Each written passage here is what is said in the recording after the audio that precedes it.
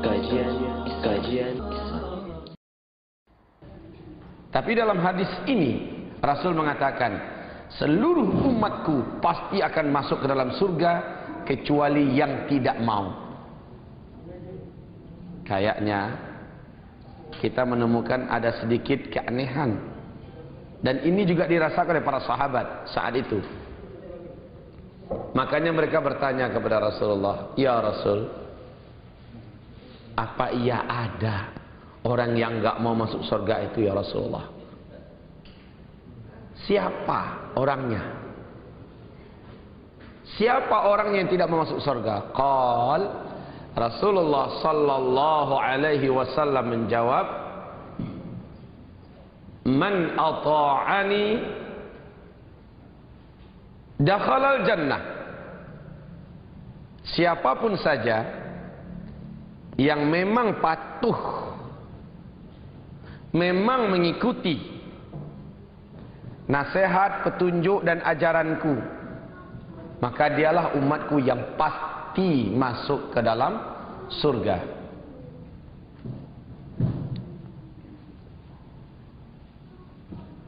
Wa man asani faqad aba. Dan siapa yang menyimpang dari ajaranku, siapa saja yang tidak taat kepadaku, siapa saja yang bermaksiat terhadapku, faqad aba, itulah umatku yang tidak mau masuk ke dalam surga. Ibu-ibu yang kita muliakan, masih dalam Sahih Imam Muslim dan masih dari sahabat Abu Hurairah, semoga Allah ridha kepadanya, Rasulullah bersabda, perbandingan umatku kelak yang akan masuk ke dalam surga dibandingkan kelak yang akan masuk ke neraka. Bisakah ibu menyebutkannya, Bu? Berapa? Ingatkah? Perbandingannya berapa? Umat Nabi yang akan masuk ke dalam surga dibandingkan umat Nabi yang masuk neraka. Soalnya se-Jakarta ini orang kalau kita tanya, Bu, se-Jakarta, se-Jabodetabek, kalau kita tanya, dibuat polling, pasti kita akan temukan lebih 98 atau 99% menyatakan ingin menjadi ahli surga. Yang orang Islamnya loh. Tetapi tahukah kita, wahai hamba-hamba Allah yang kami muliakan, perbandingan yang diceritakan Rasulullah, dan ini bukan ramalan ya, perbandingan yang diceritakan oleh Rasulullah sallallahu alaihi wasallam, umatnya yang akan masuk ke dalam surga dibandingkan dengan umatnya yang akan menjadi ahli neraka. Rasulullah sallallahu alaihi wasallam menyebutkan setiap 100 orang dari mereka, dari umatku, kata Nabi, 99-nya adalah ahli neraka. Saya juga tidak senang dengan hadis ini, Bu. Bukan hanya ibu, saya juga tidak senang dengan hadis ini, tetapi saya wajib mengimaninya. Betul begitu, Bu? Siapa yang suka mendengarkan hadis ini? Dalam 100 orang dari umat Nabi, setiap 100 orang, 99-nya adalah ahli neraka, kata Rasulullah. Dan ini hadisnya sahih. Satu yang menjadi ahli surga itu. Ya Rabb, kalau kata orang Padang, menggigil mendengarnya, menggigil kita mendengarkannya. Ibu-ibu yang kami muliakan,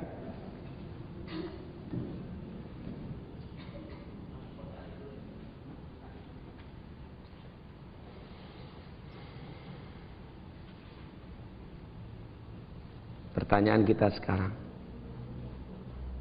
siapakah yang satu orang yang berhasil masuk surga dalam setiap 100 orang itu?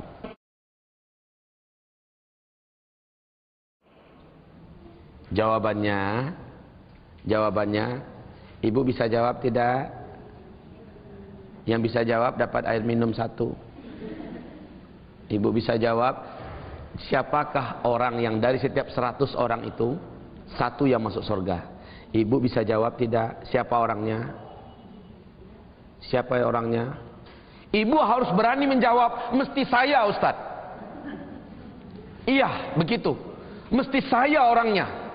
Apa syaratnya Ustaz? Kami akan penuhi. Begitu kan? Iya. Apa syaratnya? Saya akan penuhi Ustaz.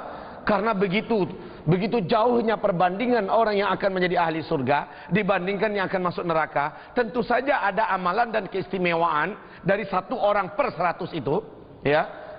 Yang insya Allah kalau kita punya azam, kalau kita punya tekad hati yang kuat, insya Allah kita akan bisa. Maka kalau ditanya lagi, siapakah orangnya dari setiap 100 orang 1 yang masuk surga itu? Jawabannya, ibu nggak usah ragu-ragu, bimbang, mikir-mikir ulang-ulang. Orangnya harus saya Ustaz. Iya bu? Tapi ibu dengarkan pengajian, bawa pulang langsung diamalkan. Insya Allah ketemu kita di pintu surga kalau saya pun beruntung masuk surga. Amin ya rabbal alamin. Ustaz terima kasih berkat pengajian Ustaz dulu nih ya. Kami akhirnya nyampe di surga Pak Ustaz. Allahu Akbar. Masya Allah. Hamba-hamba Allah yang kami muliakan. Nah sekarang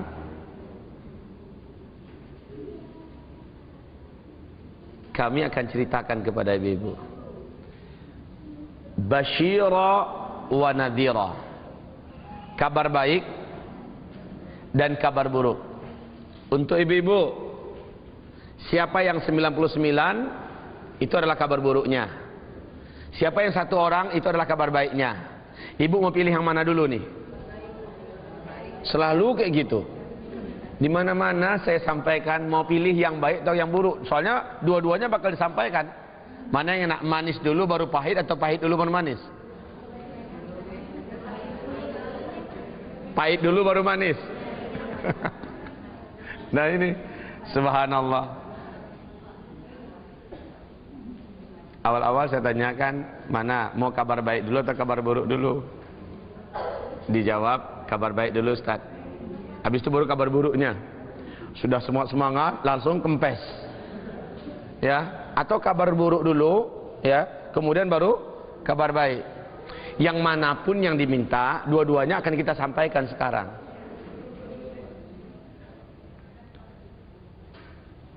Baik hamba-hamba Allah yang muliakan. Saya mulai dengan kabar baik, langsung saya sambung dengan kabar buruk, lalu kita kocok. Kita aduk kabar baik dan kabar buruk ini. Mana yang menang dalam pengajian ini? Kabar baiknya begini. Bu.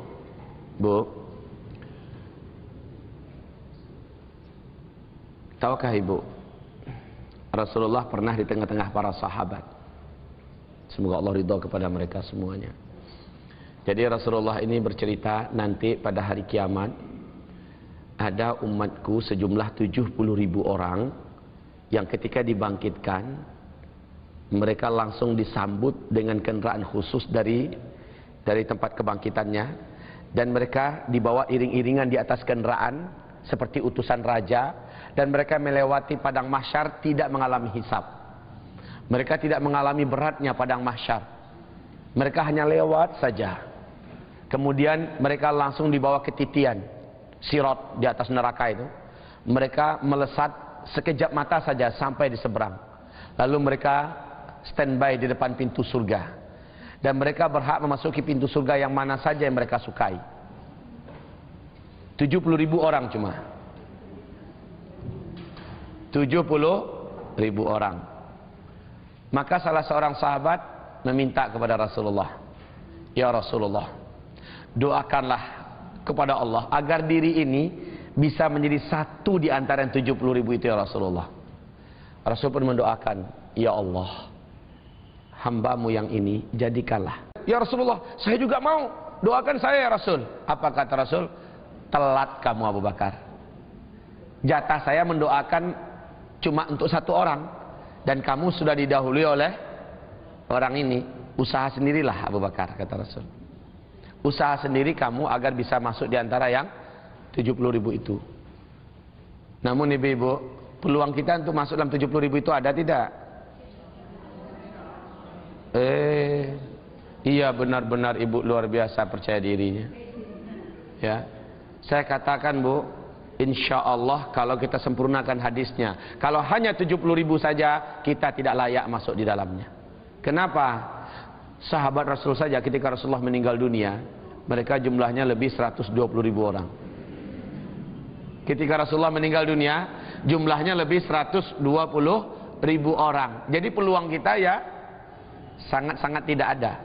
Padahal kata Rasulullah, la tasubbu ashabi, jangan kamu mencaci maki sahabatku.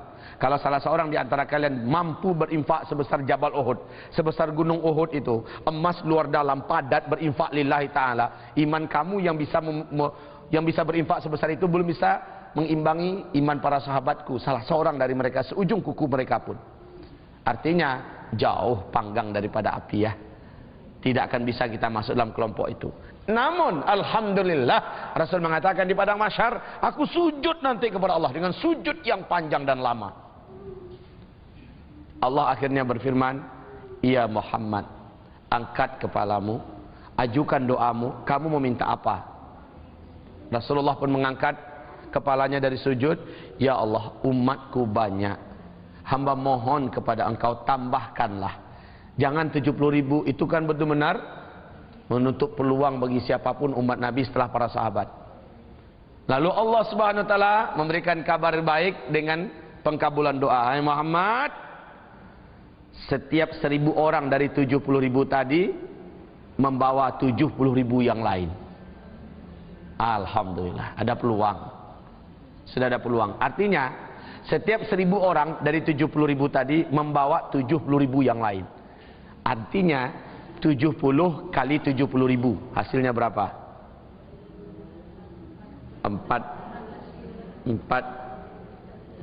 Yang biasa hitung uang, yang biasa memainkan kalkulator, 4 juta. Benar Bu. Sudah ada peluang kita enggak? Insyaallah ada Bu. Selanjutnya, aku sujud lagi kata Rasulullah, dalam sujud yang panjang. Lalu Allah kembali memerintahkanku, angkat kepalamu Muhammad, kamu minta apa? Ya Allah, zid. Ya Allah, zid, tambahkan ya Allah. Sayangnya Nabi Muhammad pada kita ya, ya Rabb zid, ya Allah tambahkan. Maka Allah Subhanahu wa taala mengatakan, ya Muhammad, fahtu thalatha hathayat, ciduklah olehmu 3 kali cidukan lagi. Ya, kalau boleh kita mengartikannya, kali lipatkanlah 3 kali daripada itu. Sudah tidak ada permohonan tak tambah lagi, nggak ada kata Allah. Itu sudah cukup banyak tidak? Sudah cukup banyak. Betapa maha pemurah Allah. Artinya peluang kita untuk menjadi yang mereka-mereka ini ada syaratnya. Nah, dengarkan syarat ini ya. Syaratnya ini dijelaskan oleh Syekh Islam Ibnu Taimiyah. Semoga Allah memberi rahmat kepadanya. Syaratnya 1. Imani seluruh isi Al-Quran. Terima seluruhnya dan jangan ada yang dibenci, jangan ada yang ditolak. Seluruhnya, baik perintahnya ataupun larangan. Yang pertama. Yang kedua, apa mau nulis dulu atau saya lanjut aja? Yang pertama, imani seluruh isi Al-Quran ini, seluruhnya, baik perintahnya ataupun larangannya, tanpa ada yang dibenci, tanpa ada yang tidak disukai. Begitupun juga sunnah-sunnah Rasulullah Sallallahu Alaihi Wasallam. Bismillah. Yang kedua, kerjakan seluruh yang wajib dalam agama ini sesanggupnya dan tinggalkan apapun yang diharamkan oleh Allah dan Rasulnya. Ini yang kedua. Kira-kira sanggup nggak nomor 1, nomor 2 ini? Sanggup? Alhamdulillah. Benar nih Bu. Benar nih Bu. Saya uji Bu, saya tantang. Dan ibu-ibu hanya sekedar tes. Saya tes. Bu, umumnya wanita zaman sekarang paling takut dengan surah An-Nisa ayat 2. Betul tidak? Betul tidak? Betul tidak? Bagaimana? Mau diterima? Kok lama jawabnya? Mau diterima? Apa itu? Tuh, coba lihat. Menerima seluruh Al-Quran ini, isinya, apapun perintah dan larangan di dalamnya, tidak ada yang dibenci dan tidak ada yang tidak disukai. Benar, Bu? Gimana? Insya Allah? Semoga tidak terjadi ya. Ya harus begitu. Semoga tidak terjadi. Tandanya ibu normal. Kan nggak ada ibu-ibu yang senang kalau dirinya dimadu. Kan nggak ada kan? Tapi mengimani apapun perintah Allah itu yang terbaik. Kalau harus terjadi dan tidak bisa dielakkan, amantu bika ya Allah, hamba beriman kepada Engkau ya Allah. Tapi mau masuk surga dari pintu mana saja. Kan begitu? Kok nggak banyak yang setuju nampaknya? Kalau tadi banyak yang manggut-manggut, setuju, searah. Sekarang pas dites, ayo. Subhanallah. Yang kedua tadi apa? Menjalankan apapun yang diperintahkan oleh Allah Subhanahu wa taala sesanggupnya. Sesanggupnya. Karena ada yang kita tidak sanggup. Haji umpamanya diperintahkan oleh Allah, kita miskin, berarti kan kita tidak sanggup tuh. Maka Allah Subhanahu wa taala tidak akan mengkhitab kita. Allah tidak akan menuntut kita. Dan meninggalkan seluruh larangan-larangan Allah secara mutlak. Apapun larangan Allah dan Rasulnya tinggalkan secara mutlak. Bukan sesanggupnya ya. Larangan Allah saya tinggalkan juga sesanggupnya. Enggak kayak gitu. Seluruh larangan Allah ditinggalkan seluruhnya secara mutlak. Yang ketiga, syarat yang ketiga, apapun amalan-amalan sunnah dicintai dan istiqomah mengerjakannya. Apapun amalan-amalan sunnah dicintai dan istiqomah mengerjakannya. Walaupun sedikit nggak apa-apa. Tahajud sanggupnya witir 1 rakaat aja tiap malam, jadilah. Ya. Duha hanya 2 rakaat tiap pagi sanggup mengerjakannya, jadilah. Alhamdulillah. Infak cuma 1000 2000 tapi rutin tiap hari, jadilah. Walaupun itu terhitung hamba yang ya, tapi jadilah ahabul a'mal indallah adwamuha wa in qallah. Seluruh amalan yang paling Allah cintai itu adalah yang paling terus menerus, yang paling kontinu sekalipun sedikit. Itu yang ketiga. Yang keempat. Yang keempat. Kira-kira sampai nomor 3 ini masih sanggup tidak? Bisa. Ya. Yang keempat, menjauhi apapun yang makruh sekuat-kuatnya. Menjauhi apapun yang makruh sekuat-kuatnya. Mulai dari sifat yang makruh, sampai kepada makanan yang makruh, perkataan dan tindak tanduk yang makruh sekuat-kuatnya. Apa aja? Sampai-sampai kepada makanan yang makruh. Jengki. Tahu jengki? Jering. Iya, jering. Durian. Iya. Ya. Ya, tapi yang jelas ini kan nggak haram. Boleh saja. Ya.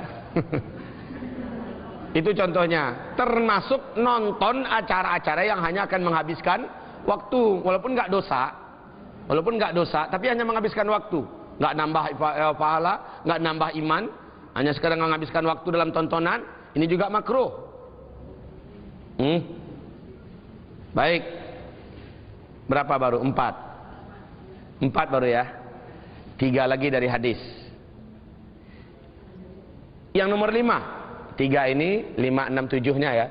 Yang nomor 5, tidak minta diri ini agar diruqyah orang. Tidak minta agar diri kita ini diruqyah oleh orang. Anjuran yang paling kuat itu dalam agama adalah ruqyah diri sendiri. Kan begitu? Ruqyahlah diri sendiri. Kalaupun harus, enggak kita yang minta, tapi orang yang nawarkan untuk meruqyah kita, boleh. Berarti tidak termasuk orang yang minta dirinya diruqyah. Ini yang nomor 5. Yang nomor 6, wala yatatayyarun, tidak mempunyai kepercayaan adanya unsur sial dalam hidup ini. Tidak mempunyai kepercayaan yang namanya sial-sial dalam hidup ini. Nggak percaya dia. Lahir anak ketiga, ini kayaknya semenjak anak ini lahir, saya agak sial hidup saya sekarang. Ini anak ini pembawa sial nih. Hari sial. Angka sial. Kan ada angka dipercaya orang, angka nomor 13 itu angka sial kata orang. Hah? Jangan punya kepercayaan apapun yang namanya sial. Kalau kata Feng Shui, kalau arah rumahnya arah ke situ, maka ini akan pertanda sial.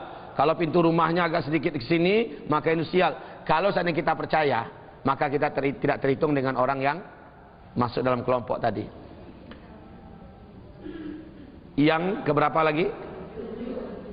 Yang ketujuh terakhir. Wala yaktawun, dan mereka tidak berobat pakai besi panas. Mereka kai, tidak berobat dengan kai, ya. Mereka tidak berobat dengan kai, dengan besi panas. 7 kelompok manusia ini, 7 sifat ini maksudnya adalah kelompok manusia yang akan masuk surga bila hisab, wala azab, wala iqab. Tanpa hisab, tanpa azab, dan tanpa apapun hukuman. La fit dunya, wala fi maqbarih, wala fi mahsyar, wala fi finnar. Yadkhulunal jannah min ayyi abwabil jannah sya'u. Mereka akan masuk ke dalam surga dari pintu surga mana saja yang mereka inginkan. Nah, rasanya saya belum menyampaikan kabar gembira untuk ibu-ibu. Sudah saya sampaikan kabar gembiranya, rasa-rasanya belum? Kabar gembiranya berikut ini. Kabar gembiranya hadis berikut ini.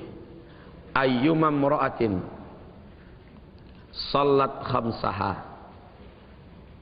wa shamat syahraha wa ata'at zawjaha wa hafizat farjaha qila laha yawmal qiyamah udkhulil jannata min ayyi abwabil jannati syi'ti. Artinya, wanita yang mana saja, wanita yang mana saja, jadi siapa saja wanitanya. Berarti kami nggak termasuk, Bu. Walaupun peluangnya ini peluang yang sangat wah, kami hanya bisa iri ya, Bu ya, karena hanya untuk ibu-ibu. Wanita yang mana saja yang mampu terus-menerus menjaga salat 5 waktunya, dia jaga salat 5 waktunya. Saya yakin kita sanggup ini semua ibu-ibu. Yang kedua, wasamat syahraha, dan dia memelihara puasa bulan Ramadan 1 bulannya. Kalaupun dia harus bolong karena haid 5 hari, 7 hari atau 10 hari, dia pasti ganti di luar bulan Ramadan. Wasamat syahraha. Yang ketiga, wa ata'at zaujaha, dan dia taat kepada suaminya. Yang keempat, wa hafizat farjaha, dia benar-benar memelihara kehormatannya, kemaluannya. Qila laha, dikatakan kepada wanita yang semacam itu di dunia, di hari kiamat kelak, udkhulil jannata, masuklah engkau ke dalam surga, min ayyi abwabil jannati syi'ti, dari pintu surga yang manapun saja yang engkau sukai. Allah. Kepada ibu yang macam ini dipanggil nanti. Dari pintu mana mau masuk surga? Silakan. Bu, ibu mau masuk pintu surga dari pintu surga yang ke-6? Mau? Asal masuk surga lah ya. Dari pintu mana saja pokoknya masuk surga. Betul, Bu? Cuma saya mau tanya sama ibu, sanggup enggak? Kata Rasulullah SAW, 1 pintu surga itu jarak dari 1 tiangnya ke tiang yang lain. 1 pintu surga itu jarak 1 tiangnya ke tiang yang lain, itu baru 1 pintu lah ya. 500 tahun perjalanan. Subhanallah. Dan itu pintu surga kata Rasulullah, ada 8 pintu surga nanti. Pintu 1, pintu 2, pintu 3, pintu 4. Otomatis kalau ibu harus dipanggil dari pintu 3, kan alhamdulillah kan. Ibu menyeberangnya ternyata pas di depan pintu nomor 7. Umpamanya